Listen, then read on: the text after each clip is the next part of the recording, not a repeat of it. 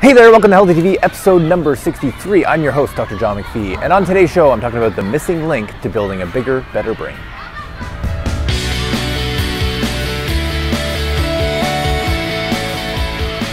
Now just follow me for a moment. Imagine if there was one habit that if you could get your kids to follow through on, you would actually help them to build a bigger, better brain.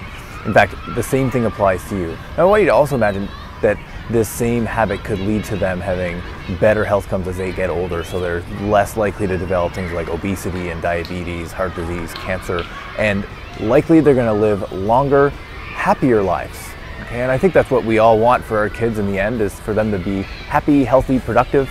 And there's really one core habit that can really kickstart a whole bunch of other habits, and that is to exercise, to be active, to move. And you can hear behind me, I've strategically placed my camera facing toward a wall. There is a school over in that direction. Of course, I can't film the kids directly because that would be weird, but I wanted to get the sound of them outside playing. And now this is elementary school, and you can just hear the joy in their voices. They're outside, they're playing, they're kicking balls around, they're running around chasing, playing tag.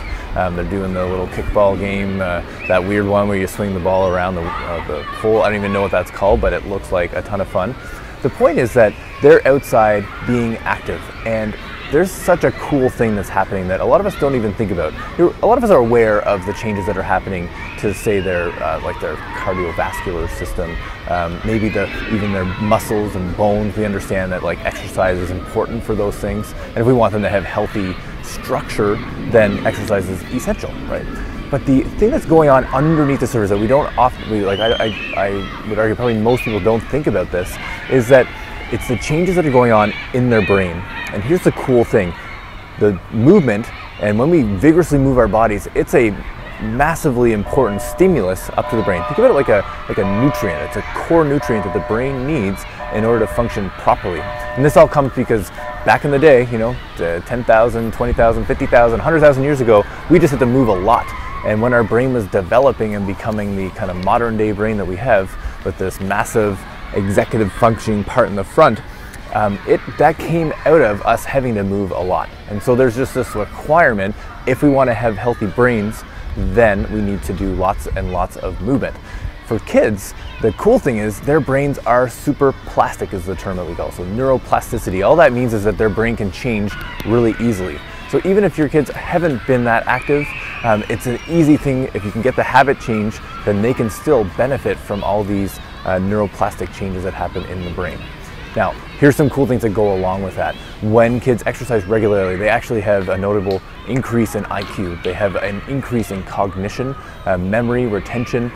They also experience changes in mood, self-esteem, and a whole host of other benefits that have a huge positive impact on their life. So my colleague, Dr. Gibson, he wrote a great blog post on this, and I put the link to that in the comments above there, so that you can follow through and get a bit more detail. But he ended the blog with this really great statement. Let's say you don't have kids, and you're hearing this. Now is the best time to start exercising if you're not currently exercising. 40 years ago was probably the next best time to start, but forget about that. That's in the past. Start now and set a great example for your kids. Okay, so that they see that if you're putting the time and energy and prioritizing movement and exercise, they're way more likely to do it themselves. All right, so with that, I'd love to hear your comments. What do you do to get your kids active, get them outside, especially in the fall? It's getting a little bit cooler.